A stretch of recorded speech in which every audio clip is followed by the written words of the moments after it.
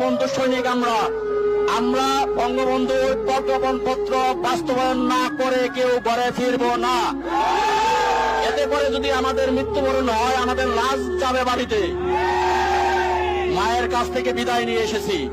সিদ্ধান্ত নিব, সিদ্ধান্ত নিয়ে আমরা কর্মবিরতিতে যাইতে পারি।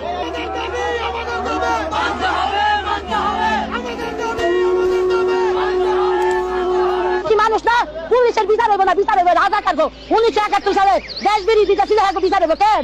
আমরাও 3500 পুলিশ মারছে, এটির বিচার হয়েছে? আইনশৃঙ্খলা বাহিনী দেশ ঠিক করবে কেন?